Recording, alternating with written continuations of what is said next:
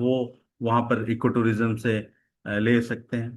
हम एक major water पे भी काम करते हैं, जो हमारे झारखंड में एक मुख्य इश्यूज है सभी एरिया में। और वाटर को लेकर के हमने ईस्ट सिंहभूम में RIDF के साथ प्रोजेक्ट किया हुआ है, और वाटर वेस्ट सिंहभूम में BRLF में जीविदा हासा करके प्रोजेक्ट है। इसमें लास्ट मोर देन 4 years हो रहे हैं, उस पे काम कर रहे हैं। और जेंडर पे हम लोग काम कर रहे हैं। तो ये कुछ मेन मेन एरियाज है जहाँ पर कला मंदिर काम करती है। आगे हम लोग प्रेजेंटेशन पे बढ़ेंगे। अ, ये प्रेजेंट इस पे आप लोग देख सकते हैं। हम लोग मुख्यतः 3 डिस्ट्रिक्ट्स में काम कर रहे हैं, जिसमें ये ब्लॉक्स डुमरिया, धालभूमगढ़, घाटशिला है। वेस्ट सिंहभूम में चाईबासा, खुटपानी, अ, सरायकेला खरसवा में खरसवा, कुचाई, ईचागढ़। और जो हम कॉमन्स ग्राउंड का भी काम देखते हैं, तो ये 3 डिस्ट्रिक्ट्स में हमारा काम चल रहा है अभी। साथ ही साथ अ, एक आगे हम लोग रिफ्ट वैली जो प्रोसेस है उस पे जाने से पहले एक कला मंदिर एक अप्रोच लेकर के चलता है। जब भी डेवलपमेंट के किसी काम में हम लोग बढ़ते हैं, आगे चलते हैं, किसी विलेज में अगर DPR भी बना रहे हैं, तो एक हम अप्रोच के साथ उसमें काम करते हैं। तो हमारा फर्स्ट स्टेप ये रहता है कि हम लोग, हमारी जो टीम है, किसी काम को शुरू करने से पहले वहाँ के जो सरकारी इंस्टीट्यूशंस हैं उनके साथ एक रिलेशन बिल्डअप करने करती हैं। उनके साथ जो डेटा उस काम से रिलेटेड है वो कलेक्ट करने की कोशिश करती है। और फील्ड लेवल पे भी जो हमारे टीम है, CC क्लस्टर कोऑर्डिनेटर्स है, CRPs है, वो ग्राम प्रधान, मुंडा पंच, मुखिया, इनके साथ जाकर के मिलकर के कंसेंट लेते हैं कि हाँ, हम अगर वाटरशेड का कुछ DPR बनाने जा रहे हैं, तो उनके साथ कंसेंट लेते हैं कि आपके विलेज में हम DPR इस तरीके से काम करना चाहते हैं। और उनके साथ बातचीत करके एक डेट तय करने की कोशिश करती है, जो सेकेंड स्टेप में देखेंगे कि एक हम लोग एक कंफर्म्ड डेट पे हम लोग एक उन्मुखीकरण रखते हैं, जिसमें हम लोग टोला सभा या ग्राम सभा के माध्यम से भी ये करते हैं, जिसमें हम लोग कम्युनिटी को कैसे मोबिलाइज किया जाए, वाटरशेड जो जल छाजन है इसकी पद्धति के बारे में कैसे गांव वालों को समझाया जाए, जो वो पानी की दिक्कतें आ रही हैं उसको कैसे जल छाजन के माध्यम से सॉल्व कर सकते हैं, कम कर सकते हैं।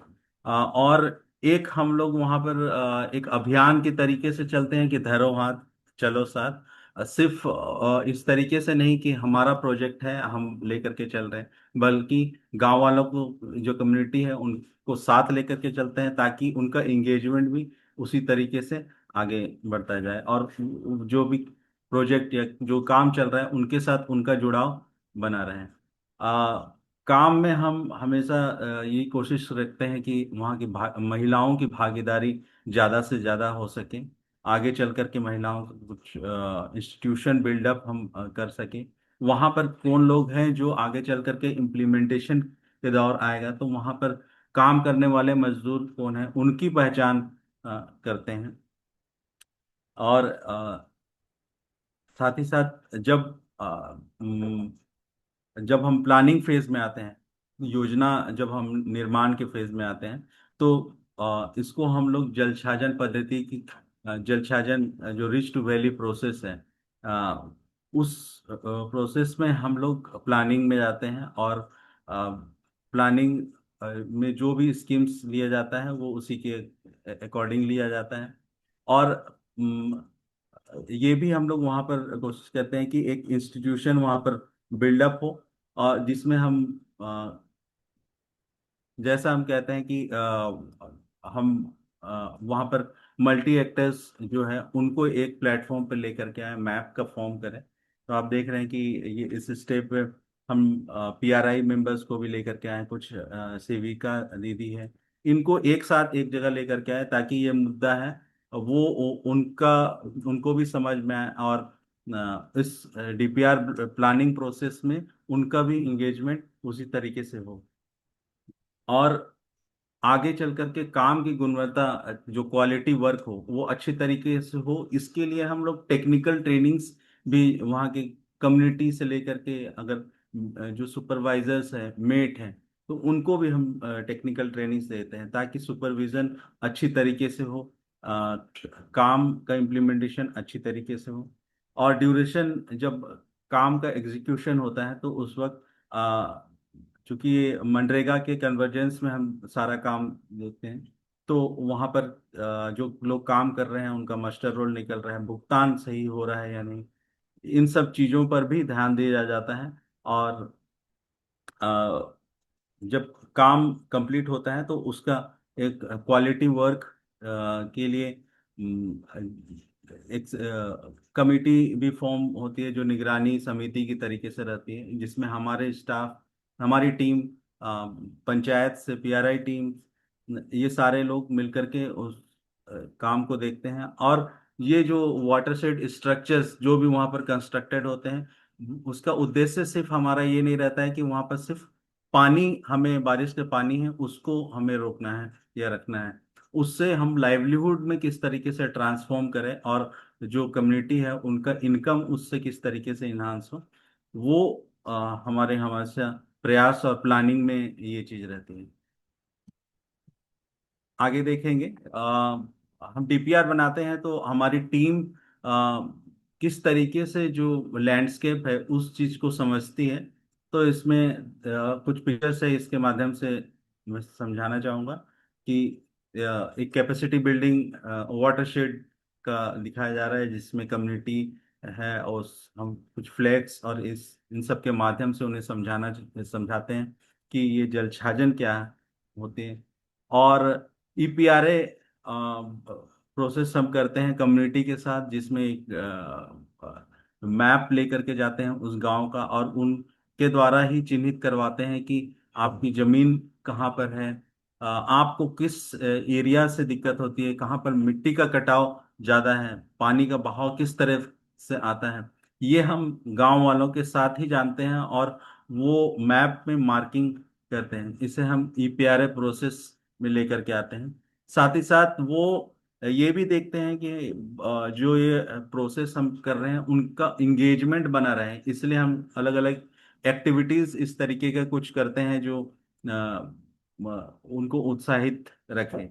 साथ ही साथ जो भी मैप पे वो मार्क करते हैं जहां पर उनका इश्यू है, पानी या मिट्टी कटाव उनका ज्यादा हो रहा है, वैसे प्लेसेस पे हम ट्रांजिट टूर भी करते हैं, कम्युनिटी के साथ जा करके देखते भी हैं, उनके साथ चर्चा करते हैं कि किस कारण से यहाँ पर मिट्टी का कटाव हो रहा है या पानी इस तरफ आ रहा है, और इसे सही करने के लिए हम क्या कर सकते हैं, कौन सा स्ट्रक्चर यहाँ पर ला करके हम बना सकते हैं।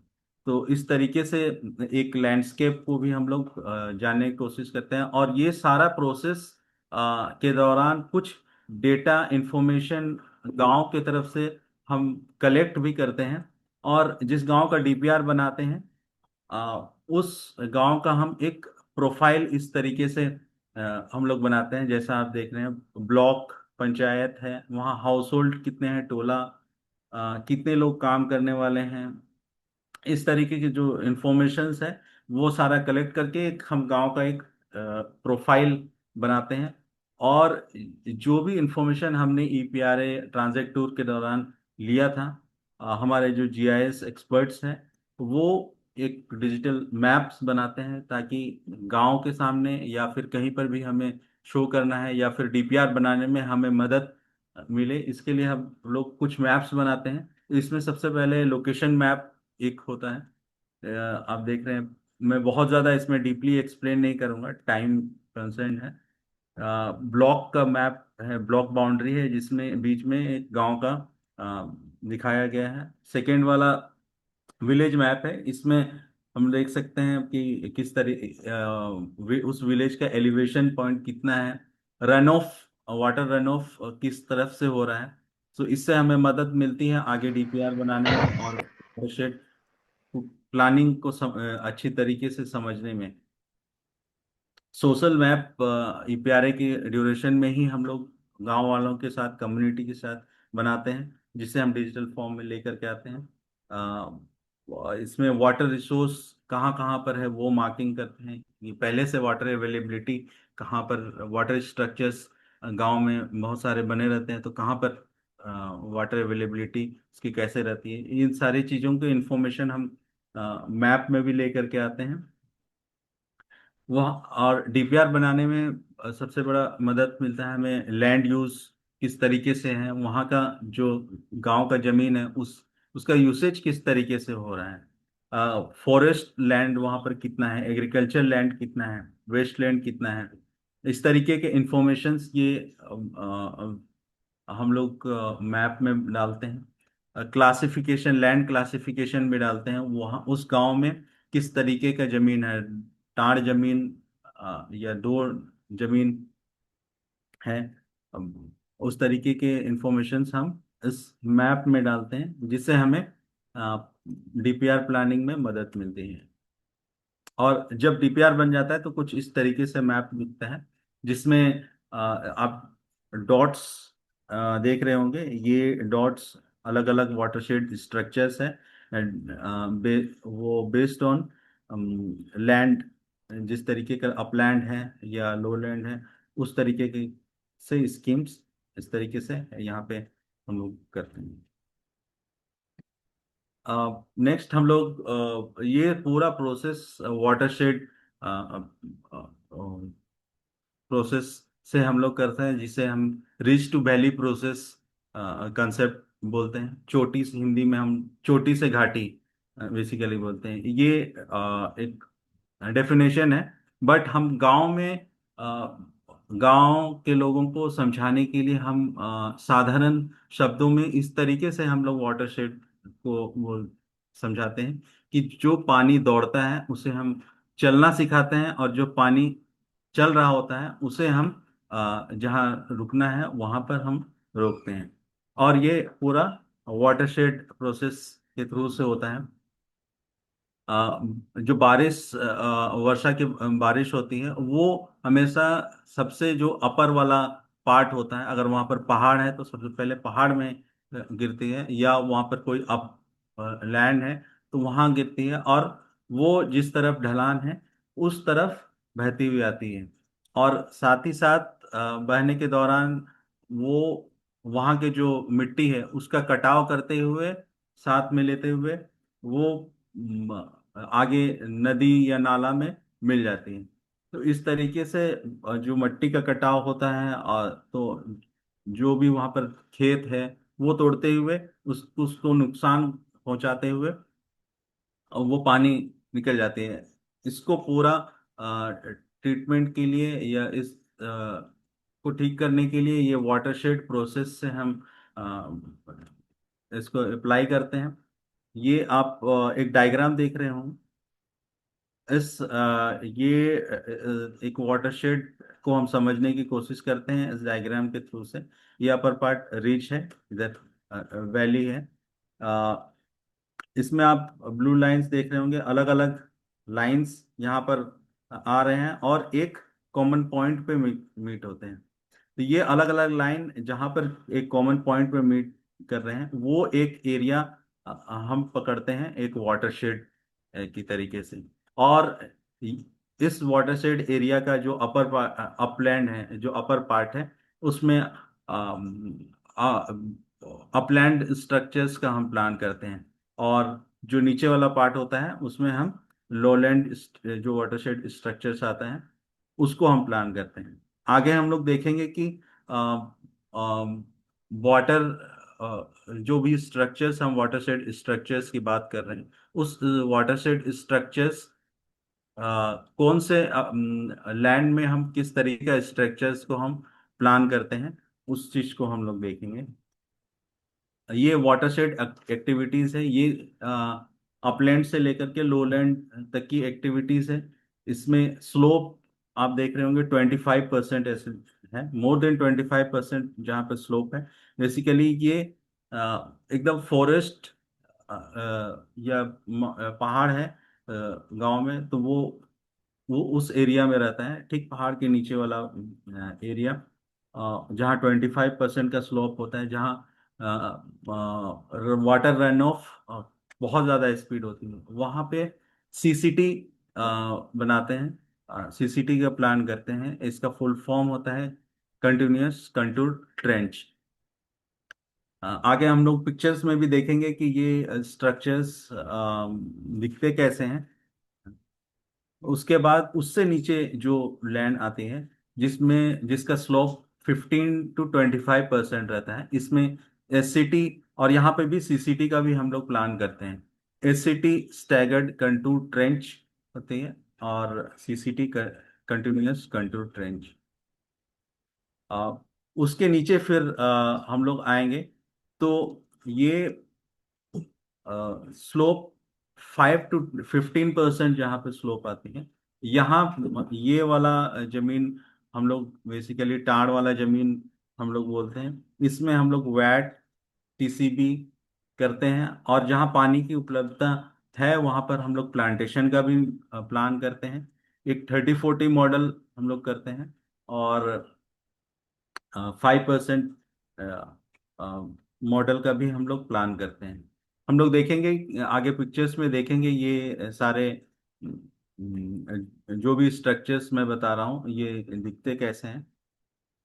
और सबसे नीचे वाला भाग जिसको हम लोग दोन एरिया बोलते हैं, उसमें हम लोग फील्ड बंडिंग या फिर जहाँ पर पानी रुकने की जगह है वहाँ पर वाटर हार्वेस्टिंग स्ट्रक्चर्स, वहाँ पर फार्म पॉन्ड या डोभा, कुआं, इस तरीके का स्ट्रक्चर्स हम लोग प्लान करते हैं। ये जो जो भी मैंने स्लोप वाइज स्ट्रक्चर्स अभी अ, बताया था, ये उसको यहाँ पे मैंने जिस चीज के ट्रीटमेंट करते हैं, जैसे एरिया ट्रीटमेंट करते हैं, ये बेसिकली अपलैंड जो ऊपरी वाली जमीन रहती है जहाँ पर पानी का बहाव ज्यादा रहता है, जिसकी वजह से वो जगह बंजर हो जाती है और सबसे ज्यादा मिट्टी का कटाव हुआ रहता है, वहां पर हम उस क्षेत्र का उपचार करते हैं, लैंड ट्रीटमेंट करते हैं। उसके लिए सीसीटी, एससीटी, 30-40 मॉडल, टीसीबी, इस तरीके का स्ट्रक्चर्स हम लोग प्लान करते हैं। ये इस फोटो में आप देखेंगे क्षेत्र उपचार के लिए सबसे ऊपरी वाला भाग, जो पहाड़ के ठीक नीचे वाला जैसा मैंने बताया था, वो कंटिन्यूअस कंटूर ट्रेंच रहता है, सीसीटी। ये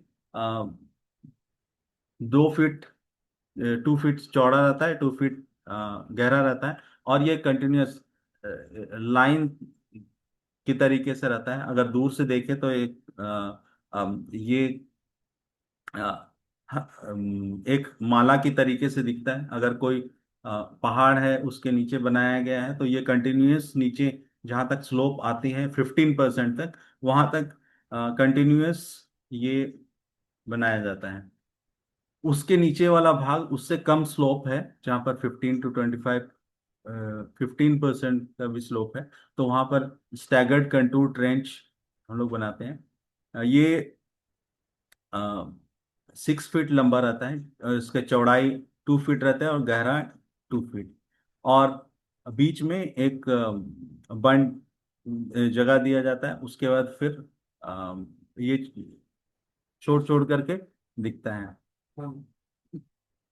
उसके नीचे वाला भाग में हम लोग टीसीबी बनाते हैं, ट्रेंच कम बंड। ये टाड़ जमीन जिसको बोलते हैं हम उस पे बनाते हैं। ये 12 फीट लंबाई होती है, 3 फीट चौड़ा, 3 फीट गहरा होता है। और 30-40 मॉडल बनाते हैं हम लोग, ये भी टाड़ जमीन जिसे बोलते हैं, हम लोग इस पे बनाते हैं 30 फीट।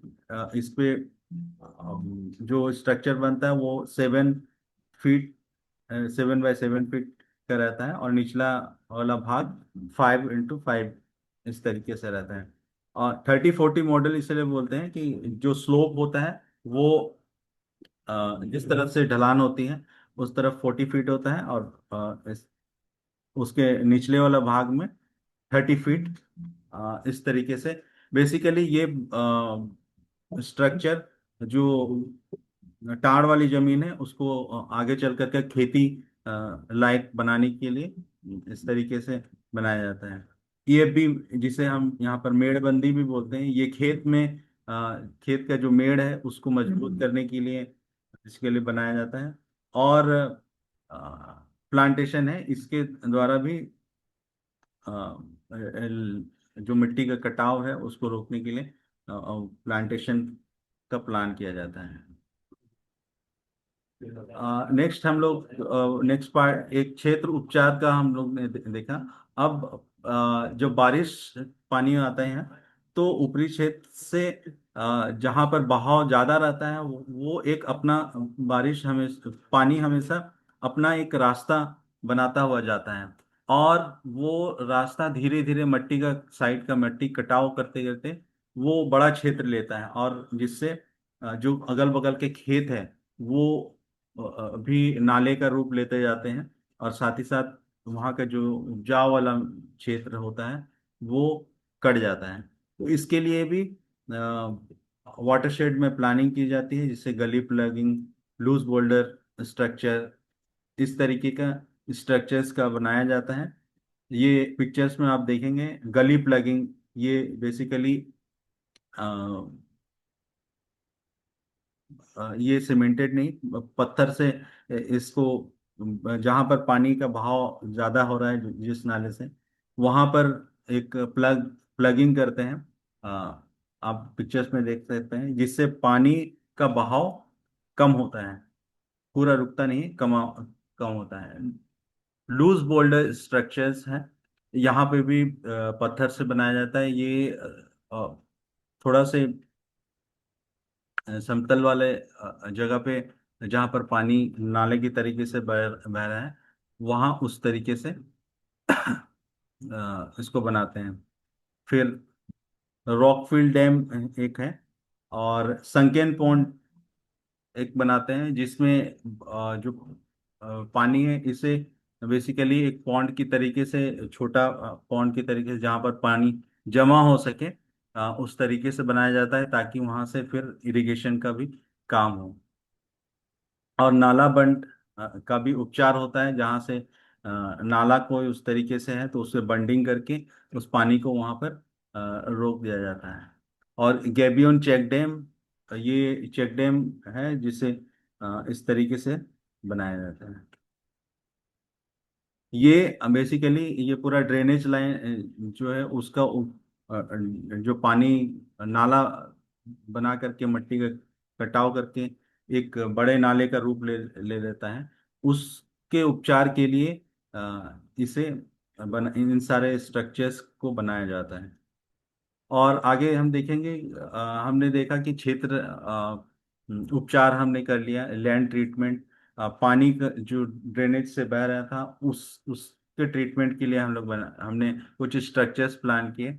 अब निचले सबसे निचले वाले भाग में जहाँ पर पानी रुक सकते हैं, वहाँ पर हम पॉन्ड्स, डोभा, इस तरीके का हम प्लान करते हैं। इसमें संकेन पीट, फार्म पॉन्ड है,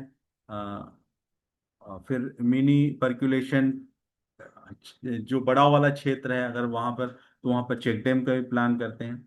और सब सरफेस डैम, ये भी डैम का ही है।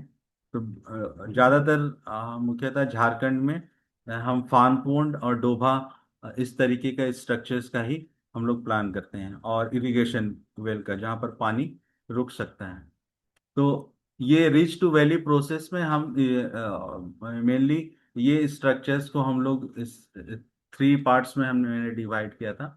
एक अपलैंड के लिए ट्रीटमेंट हम लोग करते हैं, एक ड्रेनेज लाइन ट्रीटमेंट के लिए हम प्लान करते हैं, और जहाँ पर पानी रुक जाती है उसकी इस पानी वाटर को हम लोग किस तरीके कहाँ पर स्टोर करके रख सके, उसके लिए फिर हम लोग डीपीआर में हम प्लानिंग करते हैं।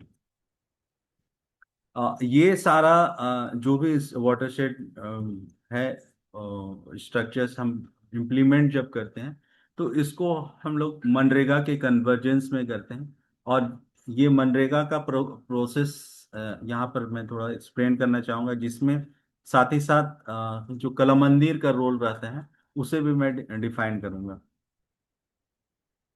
जब उसका प्लानिंग का प्रोसेस होता है, जब स्कीम्स लिया जाता है तो कम्युनिटी के इंगेजमेंट के साथ लिया जाता है। और एक हमने जो भी प्रोसेस फॉलो किया था उसके लिए एक मोबाइल ऐप हमने बनाया था।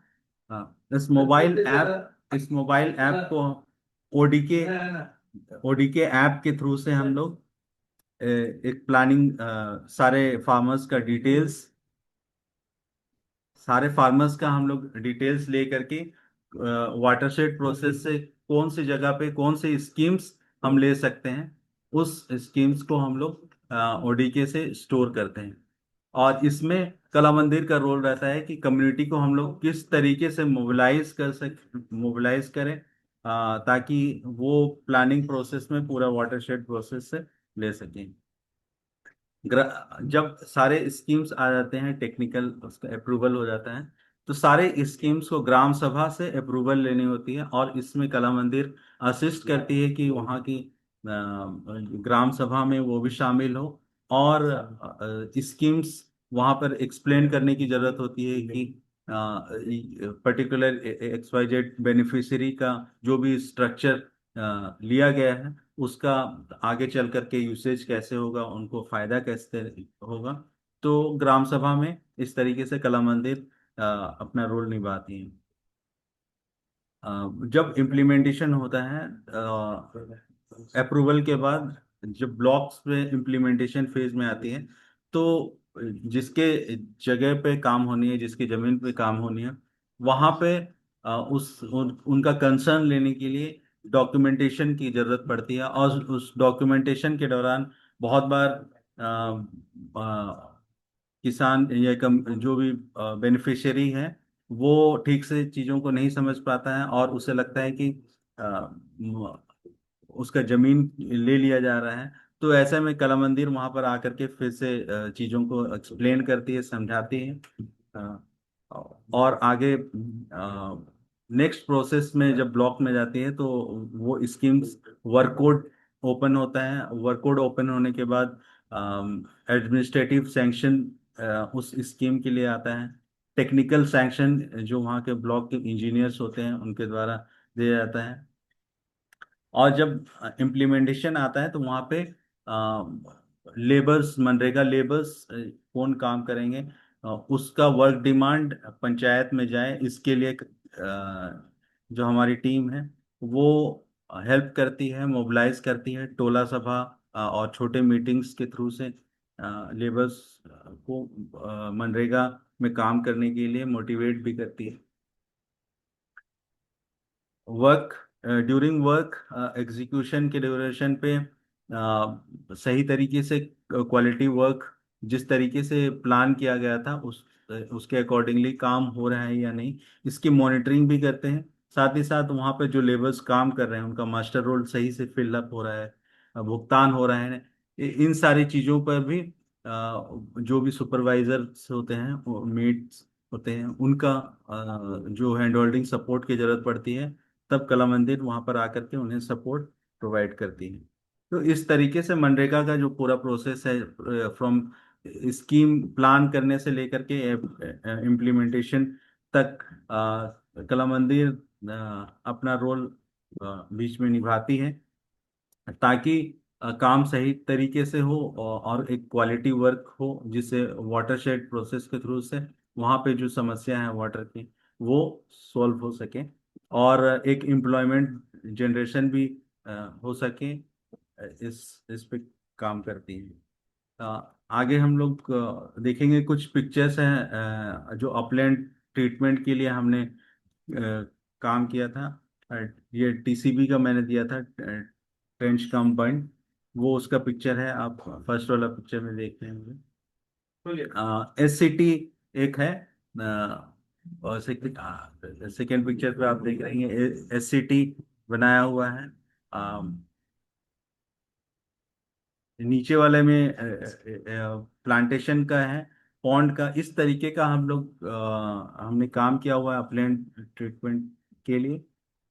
इसके कुछ पिक्चर्स हैं। और जैसा मैंने स्टार्टिंग में बताया था कि ये जो वाटरशेड स्ट्रक्चर्स हम कंस्ट्रक्ट, जो भी प्लान होती है या बनती है, उसे सिर्फ पानी वहाँ पे स्टोर करना मकसद नहीं रहता है, उसे लाइवलीहुड में किस तरीके से ट्रांसफॉर्म कर सके, वो हमारा प्लानिंग में आता है। तो इस तरीके से कुछ स्ट्रक्चर्स हमने जो वाटरशेड स्ट्रक्चर्स हमने जो कंस्ट्रक्ट किया था, उस उसको किस तरीके से हम लोगों ने लाइवलीहुड में ट्रांसफॉर्म किया है, ये पिक्चर्स से हम लोग देख सकते हैं। So my presentation is over. I think मैंने ज़्यादा टाइम नहीं लिया है। ओके, आप अनशेयर कर सकते हो Ashish ji. Okay. Thank you once again for your in detail presentation. मुझे मुझे लगता है कि यहाँ पर जो सीआरपी स्टीवर्ड्स जुड़े हैं उनको काफी अच्छा सा नॉलेज मिला होगा। और हम लोग कोशिश करेंगे पीपीटी भी उनको शेयर करें। हम लोग थोड़ा स्पेस रखते हैं आशीष जी, दो दो चार क्वेश्चंस अगर पार्टिसिपेंट्स को पूछना है, उसके बाद हम लोग दूसरा प्रेजेंटेशन के लिए जा सकते हैं। So okay. किसी को कुछ पूछना है, आप अनम्यूट करके आप पूछ सकते हैं।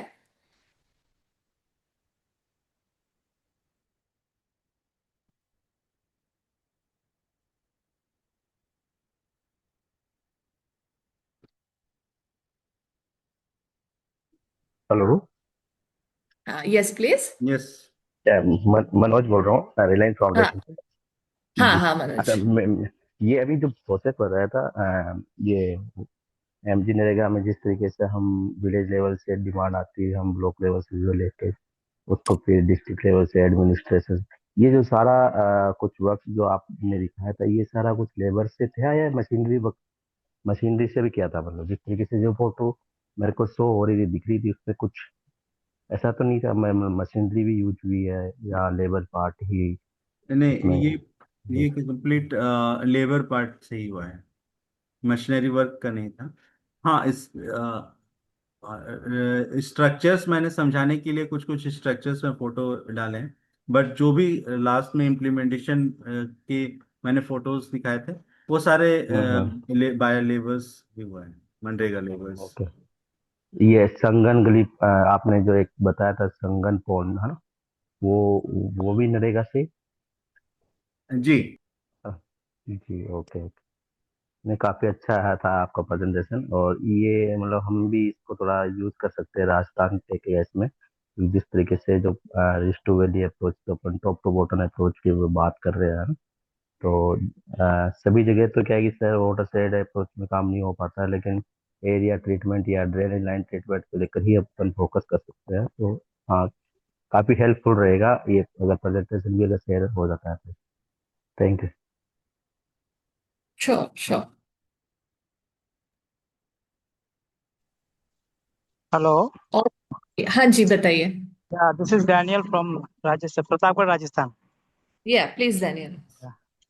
एक्चुअली ये राजस्थान, हम प्रतापगढ़ जहाँ पे है वहाँ पे लगभग सेमी एरिड जोन एरिया है। तो जैसे सीसीटीवी वैट का बात कर रहे थे सर, तो उसका जैसे उसका मेजरमेंट कैसे हम कर सकते, कितना सॉइल कितना डेप्थ होनी चाहिए, लेंथ मतलब विड्थ और डेप्थ का हम बात कर रहे हैं सीसीटीवी में, तो क्या एक्चुअल में यहाँ पे मेजरमेंट होना चाहिए?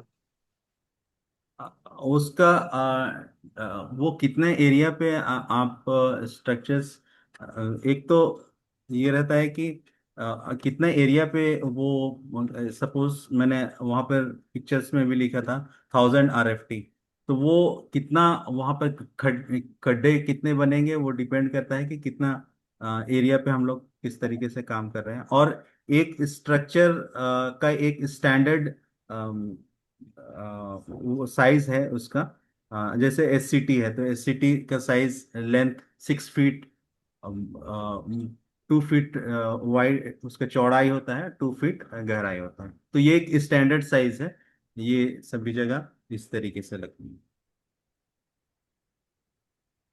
आई थिंक और ये मैंने CCTV का क्वेश्चन बात करें आपको तो किया जी। ये तो RSCT का आपने बात किया नहीं? SCT, ओ staggered control SCT, trench. Okay. और CCT का अगर हम बात करें तो उसका क्या मेजर हो सकता है, मेजरमेंट, डेप्थ, विड्थ? हाँ, SCT इसका जैसे ये छोटा गड्ढा होता है, इसका लेंथ लंबा होता है, 18 फीट होता है। और वो चौड़ाई और गहराई 2 फीट और 2 फीट होता है। CCT से कंटिन्यूस कंट्रोल ट्रेंच के बारे में आपने बात करी ना? हाँ हाँ, वही कंटिन्यूस कंट्रोल ट्रेंच का ही मैं बता रहा हूँ। ओके। हाँ, ये सबसे जो जहाँ पर 25% ऐसे स्लोप रहता है, ठीक पहाड़ के नीचे वाला एरिया, वहाँ पे यस। हम उसको प्लान करते हैं। और ये लंबा गड्ढा होता है, जिसका 18 फीट तक एक गड्ढा जाता है, और 2 फीट चौड़ा और 2 फीट गहरा होता है। ओके, थैंक यू सरोज जी।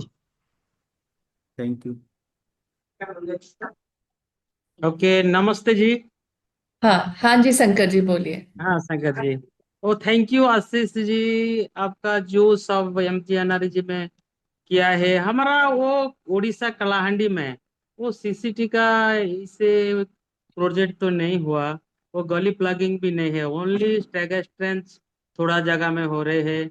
वो लूज बोल्डर भी अभी अभी, वो rock fill dam, stone check बंडम, वो सारी वो जो MGNRG में है, लेकिन वहां पे नहीं होता है। वो मिट्टी कम ज्यादा होता है, जो कि लैंड डेवलपमेंट हो। और और दूसरी जो हम बोलते कि पर्कुलस टैंक, वो फार्म पंड, संकिन पिट, वो सारी होता है। लेकिन वो जो अच्छा अच्छा चीज हुआ है उधर, हम लोग को अच्छा लगता है, क्योंकि वो जो सारी आपका CCT, वो CCTV फॉरेस्ट डिपार्टमेंट करते हैं। वो क्योंकि वो बाउंड्री का एक अच्छा तरीके से एंट्री नहीं कर पाएंगे, वो जो एलिफेंट बाउंड्री है वो ओनली डिपार्टमेंट ही होता है, MGNRG ब्लॉक लेवल पे नहीं होता है।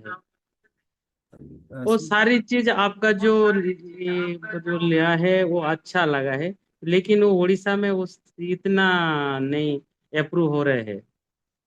एक चीज थैंक मैं यू शेयर करना चाहूंगा सर। जी। हमारे यहाँ पे भी जब हमने इम्प्लीमेंटेशन, प्लानिंग और इम्प्लीमेंटेशन किए थे, बहुत सारे स्ट्रक्चर्स ऐसे थे जो कभी इस तरफ इम्प्लीमेंट ही नहीं हुए थे। जी जी जी ज्यादातर काम यहाँ पर फील्ड बंडिंग और समतलीकरण या डोभा तालाब इतना ही जानते थे। TCB को भी ठीक से नहीं जानते थे। तो वो हमने इंजीनियर्स के साथ बैठ करके प्लान किया, उनके साथ बातचीत करके फिर उसको इम्प्लीमेंट किया। एक हमने लूज बोल्डर का कभी इस क्षेत्र में काम नहीं हुआ था, लूज बोल्डर मनरेगा से। तो वो भी इंजीनियर्स के साथ हमने प्लान करके जो ब्लॉक के इंजीनियर्स होते हैं उनके साथ प्लान करके उसको हमने कंस्ट्रक्ट किया था। तो इस तरीके से आपको भी वहाँ का जो लोकल, जो आपका भी ब्लॉक होगा, वहाँ के इंजीनियर्स के साथ आप संपर्क करिए। डेफिनेटली इसमें आगे चल करके आप लोग मतलब अपने एरिया में अच्छा एक ट्रीटमेंट का काम दिखा सकते हैं। नहीं, वो तो ब्लॉक कलेक्टर का, वो BDO का एटीट्यूड में रहता है, वो कितना उसको एक्सप्लोर कर सकता है, ऐसे उसको ही डिपेंड करता है, क्योंकि हमारा वो लिमिटेशन है। MGNRG एक पार्ट है, वो लाइवलीहुड सब प्रोजेक्ट को ले सकता है, लेकिन वो उड़ीसा में ज्यादा नहीं हो रही। ठीक है शंकर जी। हाँ। Okay okay brother। यस। सो सभी को आई थिंक एक Q&A सेशन हम आगे जारी रखते हैं, क्योंकि हमारे पास एक और गेस्ट स्पीकर है, इशिता, जिन्होंने नॉर्थ ईस्ट में काफी जगह पे काम किया हुआ है। सो उनका प्रेजेंटेशन भी सुनते हैं हम लोग, उसके बाद अपना चर्चा जारी रखते हैं। और क्षमा चाहती हूँ, आज का सेशन थोड़ा लंबा चला गया। So Ishita, I would request you to keep the presentation a bit short so that we have time for discussion. Over to you, Ishita. Okay hi. ठीक है। ये एक अभी वो शेयर्स जाली है ना? अच्छा ठीक है। You can share. You can share your screen. I can Yes. Share. अच्छा Yes. 2 When you share, I think it will override. Yeah, it's coming. It's coming. Okay Yeah. ठीक है Thanks. या ओके ठीक है दिख रहा है मेरा screen Yes, yes, yes, Ishita. Yes. Okay Yes. नमस्ते सबको मैं इशिता बोल रही हूँ मैं इधर तेजपुर असम में काम करती हूँ मैं ग्रीन हब करके एक एनजीओ के साथ काम करती हूँ ग्रीन हब एक फेलोशिप करते हैं वो एक्चुअली नॉर्थ ईस्ट में भी है पर वो सेंट्रल इंडिया और वेस्टर्न हिमालयस में भी है जहाँ पे वो यूथ को लेकर ट्रेन करते हैं फेलोशिप में फिल्म मेकिंग के लिए कंजर्वेशन के लिए तो उसके ग्रीन हब के अंदर एक प्रोजेक्ट है यूथ फॉर फॉरेस्ट करके जो लोकल कम्युनिटी मेंबर्स हैं जो रेस्टोरेशन में इंटरेस्टेड है उनके साथ मतलब उनका ही प्रोजेक्ट है वो यूथ फॉर फॉरेस्ट करते हैं मैं उसमें मैं काम करती हूँ मेरा एक्चुअली साइंस डिग्री नहीं है मैंने पढ़ाई करी थी लाइक अंडर ग्रेजुएशन मैंने इतिहास में किया था हिस्ट्री में और फिर मैंने मास्टर्स में सीखा था रेस्टोरेशन के बारे में और ये सब जो भी मैं अभी बोल रही हूँ मैंने वो थ्योरी उधर सीखा और फिर इधर आके मैंने काम किया तो मुझे और समझ में आया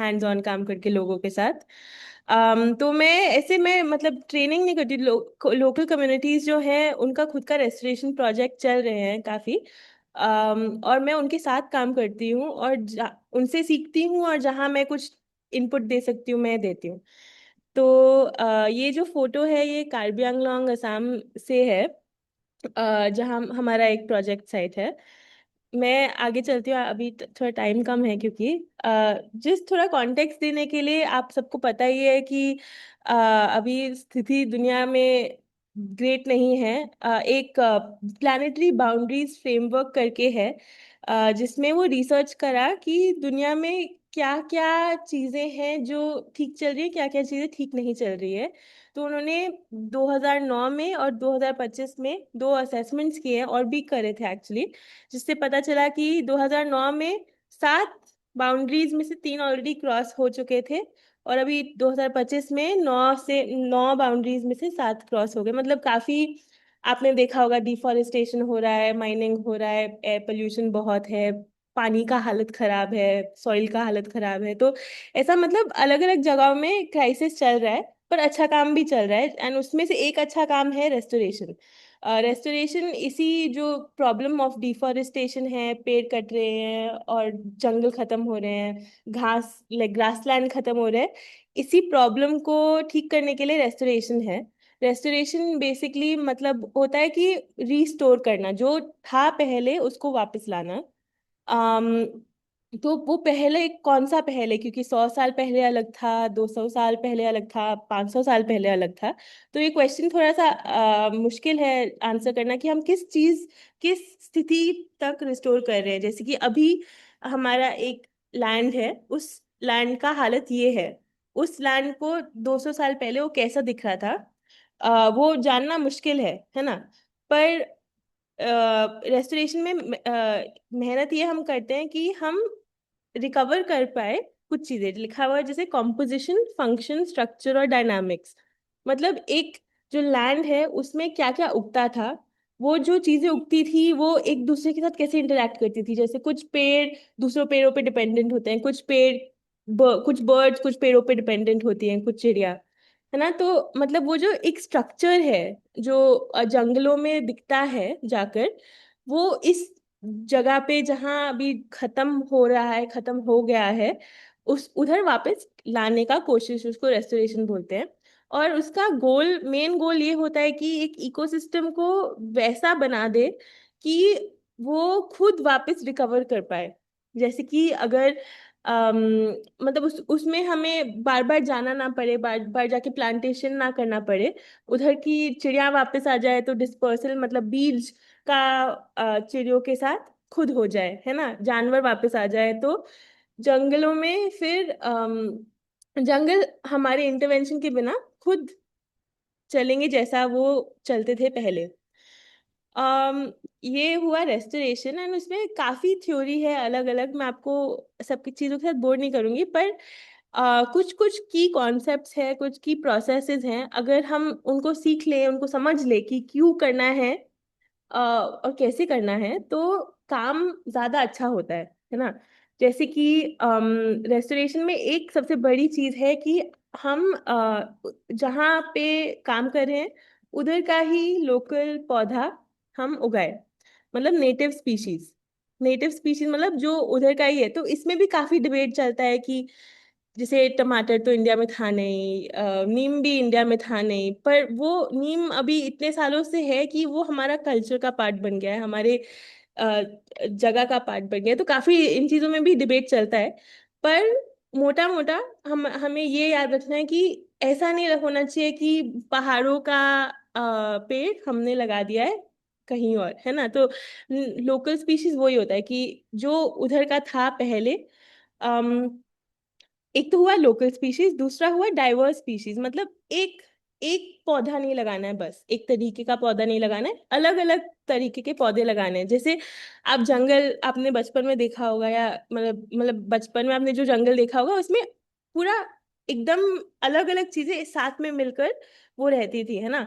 अभी क्या हो रहा है, मोनोकल्चर ज्यादा होने लग गया है कि एक मतलब प्लांटेशंस में भी जो गवर्नमेंट करते हैं कि फोकस होता है कि एक दो स्पीशीज पे जो उनको पसंद है। तो पर वैसा तो असली जंगल वैसा नहीं होता है ना। और इतने सारे हमारे चिड़िया, इंसेक्ट, एनिमल्स हैं, वो अलग अलग पौधों पे डिपेंडेंट होते हैं। तो उसी को अगर हम रिस्टोर करना चाहते हैं तो हमें वो ट्री डाइवर्सिटी वापस लानी पड़ेगी। ये सब ये हुए दो कॉन्सेप्ट, है ना। एक और, अब मैं थोड़ा प्रोसेस के बारे में बात करना चाहूंगी कि रेस्टोरेशन में मतलब कर तो बहुत तरीके से कर सकते हैं रेस्टोरेशन, बट अगर आप ये तीन चीजें थोड़ा ध्यान मतलब ध्यान में रख के करेंगे तो आपका काम थोड़ा आसान हो सकता है। जैसे कि रेस्टोरेशन प्रोजेक्ट शुरू करने से पहले अगर हमने एक बेसलाइन सर्वे किया कि उस लैंड, जो आपके पास लैंड है, उसमें क्या उगता है, क्या पेड़ पौधे हैं और क्या चिड़िया हैं, ये सब आपने सर्वे किया। ठीक है, फिर एक रेफरेंस साइट, मतलब एक और साइट जो आपके साइट से शायद 10 20 30 किलोमीटर दूर हो, जो ज्यादा डिग्रेडेड नहीं है, उधर ज्यादा कुछ हुआ नहीं है, पेड़ नहीं कटे हैं, ज्यादा कुछ माइनिंग नहीं हुआ है, वो हुआ एक रेफरेंस साइट। आपने अपने साइट में करा सर्वे और फिर उधर जाके भी किया। उधर जाके आपने जो किया सर्वे, उसमें आप जानेंगे कि जो नेचुरल फॉरेस्ट है उस वो कैसा दिखता है, उसमें क्या क्या पौधे हैं और कैसे उग रहे हैं एक दूसरे के साथ। फिर आप उन्हीं चीजों को अपने साइट में वापस कर पाएंगे। और जो अननेचुरल डिस्टरबेंसेस हैं, जैसे कि जो मतलब जो डिस्टरबेंस या जो प्रॉब्लम उस एरिया में जो नेचुरली नहीं आ रहे, जैसे कहीं कहीं आग खुद लग जाती है ना। पर या जैसे कि कुछ कुछ पौधे होते हैं जो एकदम फैल जाते हैं, जैसे प्रोसिपिस जूलीफ्लोरा जो सेंट्रल इंडिया में काफी है, या लैंटाना कैमरा, मुझे लोकल नाम उसका याद नहीं है। पर आपने देखे होंगे ये जो एकदम उस जगह के है नहीं और एकदम फैल जाते हैं, उनको रिमूव करना एक की प्रोसेस होता है ना, क्योंकि वो जो उधर के लोकल पेड़ है उनको उनका ग्रोथ को डिसरप्ट करते हैं, मतलब उनको उगने नहीं देते हैं। मैं इन कॉन्सेप्ट को मतलब वापस आऊंगी केस स्टडी के दौरान कि एक और चीज है कि जो जंगल होता है वो जैसे मतलब जो जंगल होता है इसका अलग अलग स्टेजेस होते हैं जंगल बनने का। कि कभी एकदम मिट्टी पत्थर होता है, फिर उसके बाद उसपे छोटा छोटा घास होता है, मॉस होता है, फिर छोटे पौधे होते हैं, फिर एट सम पॉइंट मतलब टाइम बढ़ते बढ़ते पेड़ आते हैं, बड़े पेड़ आते हैं, और फिर जो पुराने जंगल है वो वैसे बनते हैं। तो आपका साइट कैसा दिख रहा है उस हिसाब से आप उस एरिया में इंटरवेंशन करेंगे। जैसे कि अगर बस पत्थर है तो आप उसके ऊपर पेड़ तो लगा नहीं सकते ना, क्योंकि उसमें बायोमास बिल्ड होने का आपको समय देना पड़ेगा। ये मैं कॉन्सेप्ट वापस केस स्टडी में लेके आती हूँ। पर जैसे कि ये है चांगलांगशु, ये यूथ फॉर फॉरेस्ट का पहला साइट है। इसमें ये चांगलांगशु मॉन डिस्ट्रिक्ट नागालैंड में है। और ये कॉन्याक विलेज है, ट्राइब का नाम कॉन्याक है। ये वानमय कॉन्याक करके एक ग्रीन हब के एक्स फेलो थे। उन्होंने ग्रीन हब में सीखा वीडियोग्राफी और क्या बोलते हैं, फिल्म मेकिंग और कंजर्वेशन के बारे में, रेस्टोरेशन के बारे में, और वो इंस्पायर हुए और फिर उन्होंने वापस अपने जगह में जाके, अपने गांव में जाके रेस्टोरेशन प्रोजेक्ट स्टार्ट किया बीएमसी के साथ। बीएमसी मतलब बायोडाइवर्सिटी मैनेजमेंट कमिटी। तो हाँ, ये मैं आगे बढ़ती हूँ। इधर ये जो आप लाल में देख रहे हैं वो हमारा रेस्टोरेशन साइट है, और जो हरा रंग है वो छोटे छोटे फॉरेस्ट पैचेस है। बाकी आसपास मोस्टली झूम लैंड है। झूम, आप, मुझे पता नहीं, पता होगा कि नहीं, झूम एक शिफ्टिंग कल्टीवेशन होता है, इधर नॉर्थ ईस्ट में काफी होता है, जिसमें अम, एक साइकिल होता है जिसमें बस हम खेती नहीं करते, खेती करते हैं। जैसे चावल उगाया, अगले साल मक्की उगाया और मिलेट उगाया, और फिर तीसरे साल कुछ और उगाया, चौथी साल से 8वें साल तक उस लैंड को छोड़ दिया, और जो भी नेचुरल फॉरेस्ट है वो उधर वापस आया। फिर 8वें साल के बाद वापस किया। इसको झूम बोलते हैं। तो उधर ज्यादातर झूम प्रैक्टिस होता है, नागालैंड में, और असम में भी काफी होता है। तो इधर मतलब काफी डिस्टरबेंस है। डिस्टरबेंस मतलब जो जंगल थे पहले के, वो खत्म हो गए अलग अलग कारण की वजह से। काफी झूमलैंड है, कुछ विलेज और टाउन एक्सटेंशन हुआ, और कुछ डेवलपमेंट हुआ, कुछ, और काफी प्लांटेशन और मोनोकल्चर, जो मैं बोली थी एक पौधा उगाना, वो भी होता है। तो इसलिए वानमय ने इस एरिया में अपना रेस्टोरेशन साइट खोला बायोडाइवर्सिटी मैनेजमेंट कमेटी के साथ। ये वो एरिया है, आप देख सकते हैं, काफी मुश्किल टेरेन है। जब आप ये हरा हरा बैगीज देख सकते हैं, वो पौधे लगाए हैं उन्होंने। तो काफी मुश्किल स्टीप टेरेन है। इधर से तो दिखने में फिर भी ठीक लग रहा है, पर जब चलते हैं तो पता चलता है कि इधर चलना ही मुश्किल है, तो काम करना तो और भी मुश्किल होगा। ये पूरा कम्युनिटी लेड है और वॉलंटरी है। तो रेस्टोरेशन में ना अलग अलग चीजें होती है। आपको अपना नर्सरी मैनेज करना होता है, पौधे उगाने होते हैं, राइट। तो पौधे उगाने के लिए आपको पहले बीज कलेक्ट करने पड़ेंगे। बीज कलेक्ट करके उनको उनको एक प्रोसेस करना पड़ता है। जैसे कुछ बीज को पानी में डुबोना पड़ता है, कुछ बीज को स्क्रैच करना होता है, कुछ बीज को तोड़ना पड़ता है। तो हर बीज का अलग तरीके का जर्मिनेशन प्रोसेस होता है। आपको पता होगा आपकी जगह में किस बीज का कैसा है। वो आपने प्रोसेस करा, उसके बाद आपने इन थैलियों में डाला, उनको फिर केयर किया, पानी दिया, धूप में डाला, शेड में डाला, और सीड्स कलेक्ट किया, और फिर जाकर आप प्लांट करेंगे। तो मतलब लंबा प्रोसेस और स्लो प्रोसेस होता है, और फिर प्लांट करने के बाद भी आपका काम खत्म नहीं होता है। तो ये एक छोटा सा वीडियो दिखाने के लिए, ये एक नॉर्मल ट्रेल है जहाँ रेस्टोरेशन साइट जाने के लिए। ये ऑलरेडी देखने में मुश्किल है, पर एक्चुअली जो रेस्टोरेशन का काम जहाँ चल रहा है वो पूरा दोनों स्लोप के दोनों साइड पे चल रहा है। तो मतलब बहुत डिफिकल्ट टेरेन है ना, जिसमें ऐसा काम करने करने को है। इधर ये आप नीचे जो फोटोज है, ये झूम का वो आग लगाते हैं जब, उसका फोटो है, और ऊपर रेस्टोरेशन साइट का फोटो है। तो ये मैंने डाला है दिखाने के लिए कि जो कम्युनिटी है वो ही सारा काम कर रही है। वो झूम का काम, खेती भी कर रही है, वो रेस्टोरेशन का काम भी कर रही है, वो अपना चर्च का काम भी करते हैं। तो सब, पूरा कम्युनिटी साथ मिलकर ये सारा अलग अलग चीज करता है। एंड इसमें आप देख सकते हैं यूथ भी इन्वॉल्व है, और बड़े बूढ़े सब कर रहे हैं। तो ये हुआ हमारा चांगलांगशु। इसमें इन लोगों का भी फोकस था नेटिव स्पीशीज, जो स्पीशीज पेड़ के, उनको विलेज मतलब विलेज को पता है कि वो हमेशा से उधर उगते आ रहे हैं, वो ही पेड़ लगाए हैं। कुछ को जो उनको पसंद है फ्रूटिंग ट्रीज, वो भी पेड़ लगाए हैं। अम, और पर इधर डॉक्यूमेंटेशन कम था और मॉनिटरिंग कम था। मतलब कि क्या क्या उगाया है उसको लिखा नहीं था। उनको ये सबको पता तो था, सारा काम उन्होंने खुद ही किया है, पर लिखा कहीं नहीं था। तो उस वहाँ मैंने मतलब मदद करना शुरू किया है कि मैं मॉनिटरिंग और डॉक्यूमेंटेशन वगैरह में उनको मदद करती हूँ, और उनसे मैं सीखती हूँ कि वो कैसे पेड़ चूज करते हैं, कैसे सीड्स कलेक्ट करते हैं, कैसे उगाते हैं, वो सब मैं उनसे सीखती हूँ। तो ऐसा म्यूचुअल प्रोसेस है मदद का, ऐसा। ये हमारा दूसरा साइट है। ये असम में है, कार्बी आंगलोंग डिस्ट्रिक्ट में, सेदेंग तरांग करके।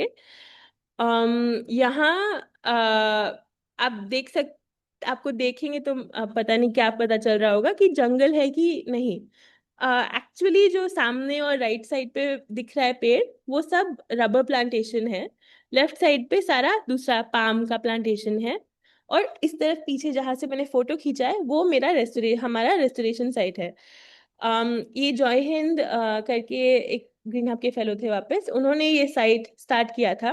डिफरेंस इन दोनों साइट्स में मेजरली है कि ये वाला जो साइट है चांगलांगशु का, वो कम्युनिटी लैंड पे कम्युनिटी के दौरान कम्युनिटी के काम के थ्रू कर रहे हैं, वर्सेस जो ये कार्बी आंगलोंग का साइट है, वो एक प्राइवेट लैंड पे हो रहा है।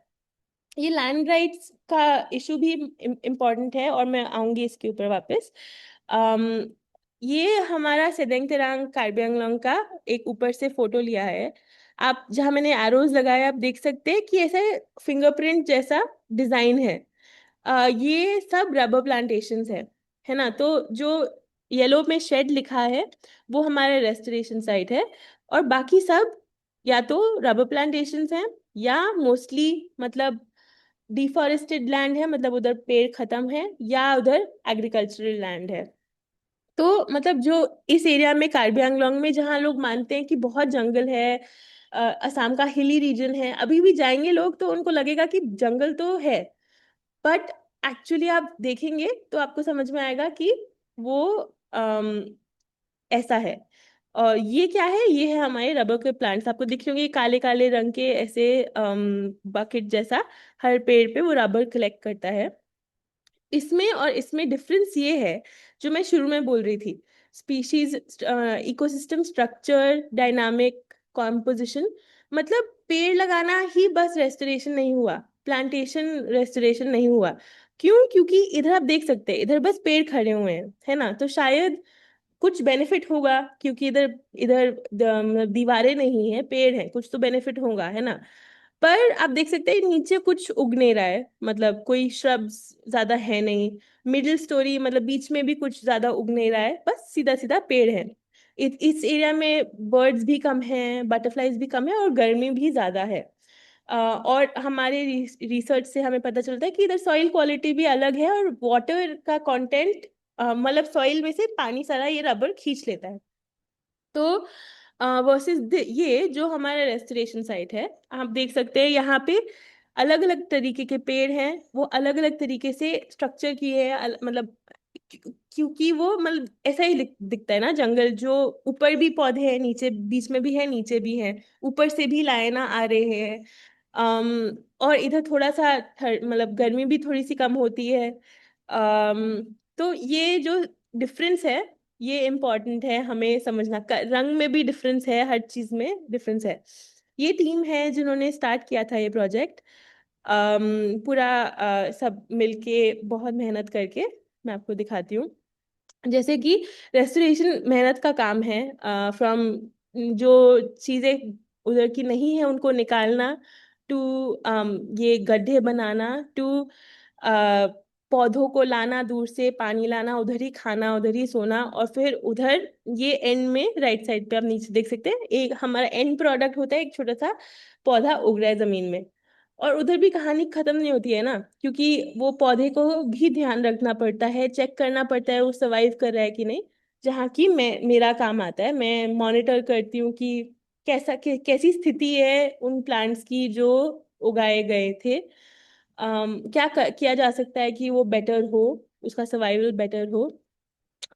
तो ये सब है। और फिर पीछे भी काम चलता है। ये दीपदा हमारे नर्सरी केयरटेकर है।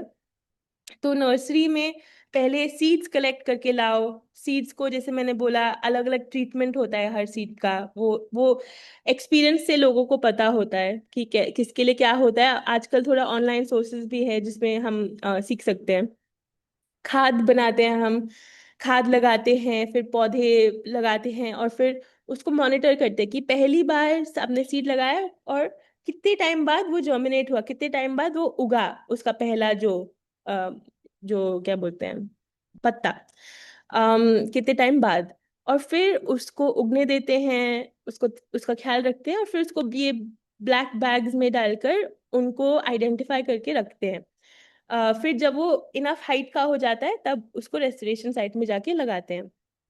और मतलब उधर भी इतना लोकल नॉलेज इम्पोर्टेंट होता है, क्योंकि उधर उनको मतलब उनको ही पता है कि कब लगाने से पौधा अच्छा होगा, बारिश के पहले, बारिश के बाद, किस महीने में, किस दिन, ये सब लोकल कम्युनिटीज से मैं सीखती हूँ। तो मतलब इधर क्योंकि हाँ, तो इधर का बेसिकली मेरा सबसे बड़ा लर्निंग ये है, और मैं आपके साथ शेयर करती हूँ कि जो कम्युनिटी का लोकल नॉलेज है, उनका लोकल नॉलेज मतलब लोकल नाम पेड़ों के, उनके बचपन में उन्होंने क्या क्या देखा था, है ना, उनको क्या पसंद है उगता हुआ, उनकी क्या कहानियां हैं, क्या कल्चरल स्टोरीज है, क्या रिलीजियस स्टोरीज है, और क्या प्रैक्टिसेस हैं, किस चीज पे वो मतलब किस पौधे के साथ वो कैसा क्या प्रैक्टिस करते हैं, वो सब लोकल नॉलेज और प्रैक्टिस को सीख कर मतलब वो बहुत इम्पोर्टेंट है। और फिर उसको अगर हम एक रेस्टोरेशन के फ्रेमवर्क, जो शुरू में आपको मैं दिखाई थी, कुछ कुछ की कॉन्सेप्ट्स और की प्रोसेसेस के साथ हम करें, तो बेस्ट रिजल्ट्स में मेरे हिसाब से होता है। क्योंकि और जैसे कि मैंने पहले सीखा थ्योरी और फिर मैंने आके काम किया, कुछ लोग ऑलरेडी काम कर रहे हैं और फिर उन्होंने थ्योरी सीखा, तो ये कॉम्बिनेशन बहुत इम्पोर्टेंट है, बहुत इंटरेस्टिंग है। और मेरी सीख में ये आया कि अपना जो इंटरवेंशन है कि क्या करना है, वो एकदम स्ट्रिक्ट नहीं हो सकता है, वो हर जगह में अलग होगा। जैसे मेरा अभी कार्बी आंगलोंग और चांगलांगशु में ही काफी डिफरेंसेस हैं कि कैसे काम होता है, नर्सरी में कैसे काम होता है, रेस्टोरेशन साइट में कैसे काम होता है। तो एकदम कॉन्टेक्स्ट स्पेसिफिक काम इम्पोर्टेंट है। और लोकल नॉलेज को जैसे कि साइंटिफिक वर्ल्ड में साइंटिफिक नाम बहुत यूज करते हैं पेड़ों के, है ना, लंबे लंबे होते हैं, मुश्किल होते हैं, और सीखने सीखने मतलब सीख नहीं सकते इतना आसानी से। और फिर मुझे रियलाइज हुआ कि सीखने की शायद मतलब सीखने की जरूरत है, पर उससे पहले ज्यादा मीनिंगफुल मुझे लगा कि अगर हम लोकल नाम पे फोकस करें, जो भी स्पीशीज लिस्ट बनाने होते हैं ना, जो मैंने बोला था बेसलाइन सर्वे करना होता है अपने साइट में कि क्या क्या उग रहा है, अगर वो स्पीशीज का लिस्ट हम बनाए लोकल नाम में और फिर उसको ऐड कर दे साइंटिफिक नाम में बाद में, है ना, वो हम कम्युनिटी एंगेज लाइक हम कम्युनिटी को एंगेज कर सकते हैं उसके थ्रू। फिर उसके बाद उसको मॉनिटर करना इज द साइंटिफिक वाला पर्सपेक्टिव। तो ये जो मिलन है इन दोनों वर्ल्ड्स का, उससे आई थिंक सबसे बेनिफिशियल काम होता है। ये मैं कुछ प्रोसेसेस बताना चाहती थी कि क्या क्या करते हैं तो उसको रेस्टोरेशन कहला सकते हैं।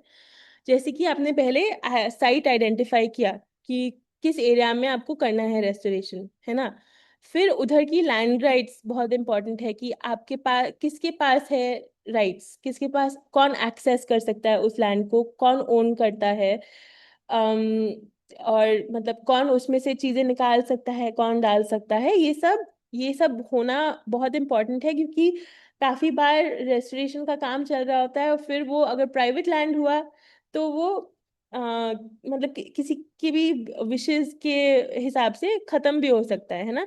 तो land rights is important to मतलब एकदम शुरुआत में आपको आप क्लियर रखिए, है ना।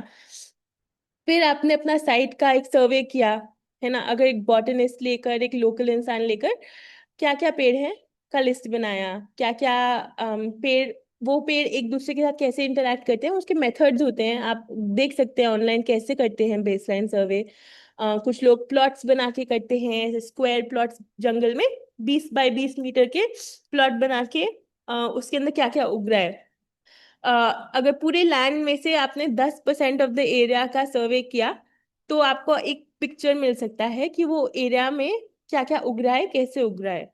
सेम चीज आपने जाके अपने रेफरेंस साइट में की, जो मैं बोल रही थी, एक 20 किलोमीटर दूर एक ऐसा जो अनडिस्टर्ब्ड साइट है जहाँ पे ज्यादा पेड़ नहीं कटे हैं, उधर जाके करें, तो आपको एक पिक्चर मिल सकता है कि आप अपना जो रेस्टोरेशन साइट है वो कैसा दिखाना चाहते हैं फ्यूचर में, 10 साल बाद वो कैसा दिखे, वो उस रेफरेंस साइट से आप सीख सकते हैं।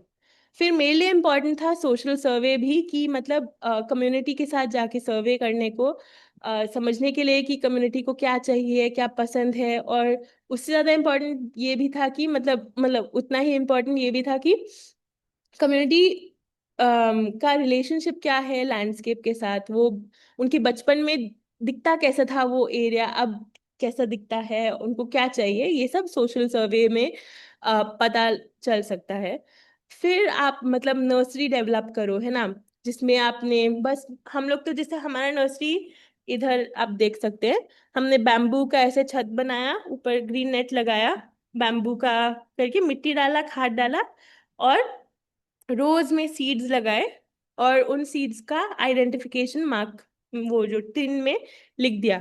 फिर जब वो काफी उग गए तो हमने बैग्स में डाला।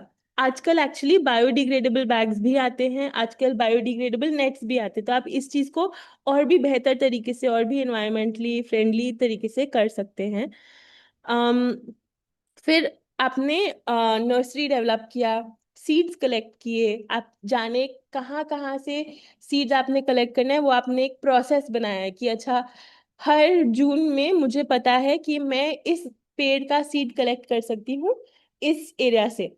आपने ये प्लान बनाया है ना, और फिर हर साल आपने और आपके लोगों ने सीड कलेक्शन स्टार्ट किया। सीड को फिर कैसे उसको ठीक करना है, उसको मतलब मैं बताई थी जैसे कि उसको स्क्रैच करना है, डुबाना है पानी में, वो सब किया, नर्सरी में उगाया।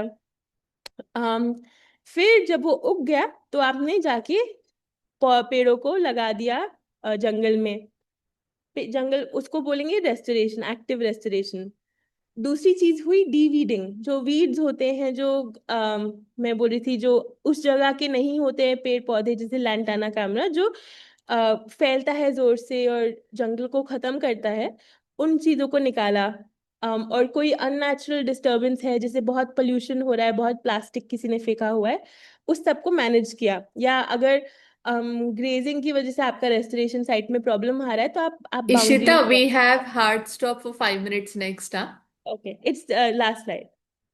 ओके, एंड फिर आपने उसको डॉक्यूमेंट किया कि आपने क्या क्या काम किया है, और फिर मॉनिटर किया कि वो ट्रीज का क्या बोलते हैं, आपने मॉनिटर किया कि उसका हालत कैसा है ट्रीज का। अब ये पूरा लंबा चौड़ा प्रोसेस है, इसमें से अगर आप कुछ कुछ चीजें भी करेंगे उसको भी रेस्टोरेशन बोल सकते हैं। जैसे कि आपने बस नर्सरी लगाया और बस प्लांट किया, वो भी रेस्टोरेशन है। पर अगर आप बाकी चीजें ऐड करेंगे तो आपका साइट ज्यादा सक्सेसफुल हो सकता है, और आप जैसे डॉक्यूमेंटेशन और मॉनिटरिंग के वजह से आप फंडिंग भी ला सकते हैं वगैरह वगैरह। um, तो कुछ वैल्यूज टू रिमेम्बर, कि जो ऑलरेडी है फॉरेस्ट उसको प्रोटेक्ट करना हमें सिखाते हैं, द फर्स्ट थिंग। फिर उधर का लोकल स्पीशीज को फोकस करना, और लोकल पॉलिटिक्स, इकोनॉमिक्स, सोशियोलॉजी को फोकस करके अपना काम करना। ये कुछ वैल्यूज टू रिमेम्बर थे। ये कुछ और रेस्टोरेशन साइट्स है झारखंड और नॉर्थ इंडिया में। पर्यावरण चेतना केंद्र जबरखेत, और एक ग्रासलैंड रेस्टोरेशन है ग्रासलीला करके भोपाल में, आप देख सकते हैं। और एक चीज है इकोलॉजिकल रेस्टोरेशन अलायंस, अगर आप ऑलरेडी उसका पार्ट नहीं है तो आप बन सकते हैं, कोई भी बन सकता है, फ्री का है। इसमें बेसिकली सब लोग जो भी रेस्टोरेशन करते हैं इंडिया में, उनका अलायंस है, वो साथ में काम करते हैं, एक दूसरे से सीखते हैं वगैरह वगैरह। आप एक बार गूगल करके देख सकते हैं, और ये बाकी हमारे सपोर्टर्स हैं। Okay, thank you. Thank you, Ishita, and for running through the restoration part. So, बाकी सभी participants को ये restoration क्यों जरूरी है, ये मुझे बोलने की जरूरत नहीं है। बस हमने ये कोशिश किया कि जब हम प्लानिंग करते हैं, या फिर आप जब ग्राउंड पे प्लानिंग करते हैं, वाटर बहुत बड़ी समस्या है, वाटर शेड प्लानिंग करते हैं, तो साथ में साथ थोड़ा सा नेचर को भी ध्यान रखना है, उसको कैसे हम रिस्टोर कर सकते हैं। एक मॉडल जो ग्रीन हब ने स्टार्ट किया है, तो उन्होंने अपना डेमोन्स्ट्रेशन दिया है। और जिनको ईरा में ज्वाइन करना है, आप लोग ईमेल लिख सकते हैं, I think Ishita can help. कि कनेक्ट करने में कैसे लॉग कैसे जुड़ना है। आपकी मर्जी है, अगर आपकी संस्था उसमें जुड़ना चाहती है तो इसके बाद में दो सवाल लेंगे, देन हम लोग क्लोज करेंगे आज का सेशन। किसी को कुछ कहना है? कोई सवाल?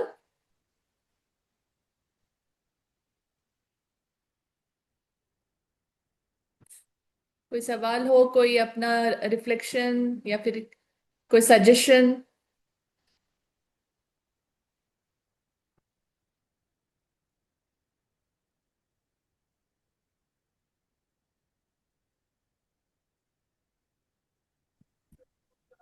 यस। हाँ हाँ, मैं प्लीज। हाँ, मैं मनोज पिजुल रांची से हूँ। और मैंने फोकलोर किया है, फोकलोर में मास्टर्स करा है। और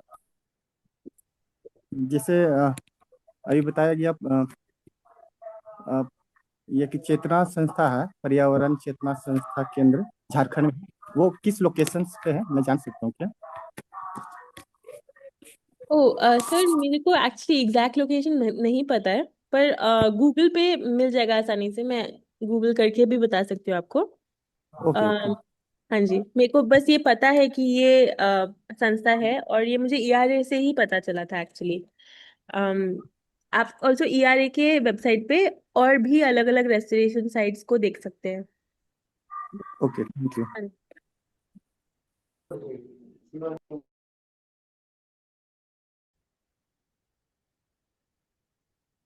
हाँ। Good afternoon ma'am. Manoj Hazaribagh से सपोर्ट। जी बताइए।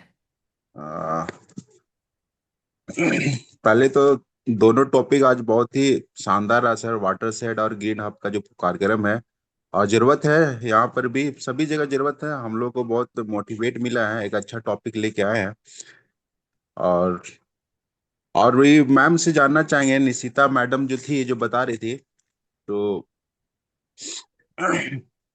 काम को शुरुआत करने का पहला स्ट्रेटजी क्या क्या होता था, कैसे कैसे गांव को लोग लाइन अप करते थे, तो पहला स्टेप जो है, अगर कुछ बता पाते हैं मैम तो थोड़ा सा अच्छा रहेगा हम लोग के लिए भी, कि क्या क्या इनिशियल टॉपिक क्या क्या होता था, कैसे गांव को मोबिलाइज कर। सर, हाँ जी, थैंक यू क्वेश्चन के लिए। मनोज सर ऑल्सो, ये पोटका ईस्ट सिंहभूम डिस्ट्रिक्ट में है, जो पर्यावरण चेतना केंद्र। अब सॉरी मनोज जी, आपका क्वेश्चन ये था कि हाँ, बेसिकली हर जगह में ये बायोडाइवर्सिटी मैनेजमेंट कमेटी जो होता है, अगर ये मोबिलाइज्ड हो ऑलरेडी, और अगर वो ऑलरेडी काम कर रहे हैं, तो मुझे लगता है रेस्टोरेशन का काम पे पहुंचना ज़्यादा आसान होता है। सबसे पहला काम होगा आपको साइट आइडेंटिफाई करना, ऐसा कोई एरिया जहां आपको लैंड राइट्स समझ पाए, जहां आपको लैंड राइट्स मिल पाए, जहाँ पे थोड़ा डिस्टरबेंस हो। एकदम जब डिस्टर्ब साइट होता है तो उधर करना थोड़ा सा और मुश्किल होता है। पर अगर मीडियम डिस्टरबेंस वाला कोई जगह हो, जो आप आइडेंटिफाई कर पाए, और फिर उस पे आप अपना काम शुरू कर सकते हैं। तो मतलब सबसे पहला स्टेप आई वुड से इसकी, आप साइट आइडेंटिफाई करिए जिसमें, ओके। हाँ जी, प्रॉब्लम है। और ऊपर, उसके ऊपर से अगर एक ऐसा कोई ग्रुप या कम्युनिटी, मतलब जैसे बीएमसी होता है, बायोडाइवर्सिटी मैनेजमेंट कमेटी, अगर आप उन ऐसे कोई ग्रुप के साथ काम कर सके तो ज्यादा आसान हो जाता है। अकेले करना वैसे भी मुश्किल ही है। हाँ जी। यस, ठीक है, thank you ma'am. Thank you. Yes.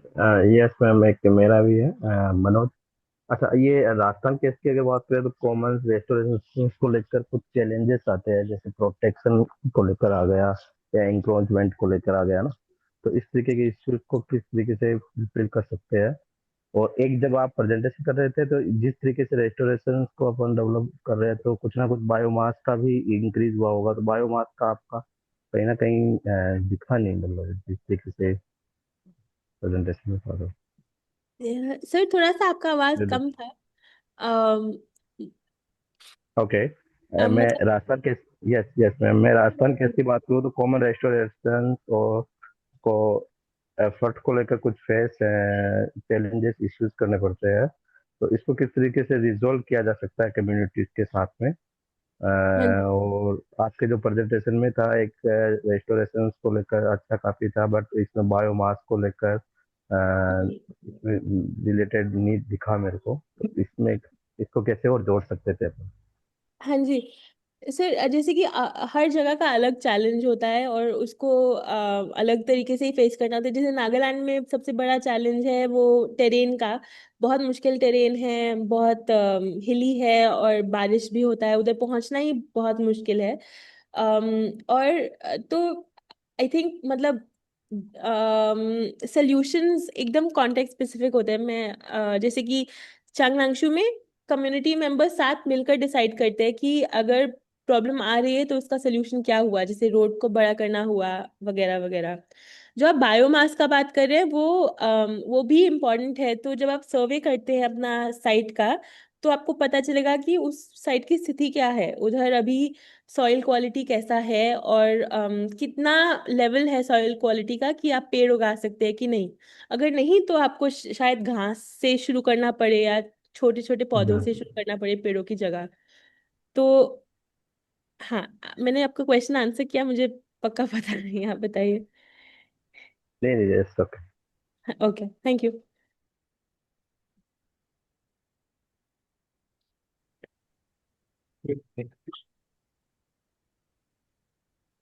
I think so for today. So we'll wind up, yeah. And thank I you. thank both of the speakers, guest speakers. मैं दोनों को धन्यवाद करती हूँ। और जितनी भी संस्थाएं जुड़ी है, अगर आपको कॉन्वर्जेशन कंटिन्यू रखना है, आप हमें मेल कर सकते हैं, हम कनेक्ट कर देंगे दोनों संस्थाएं से।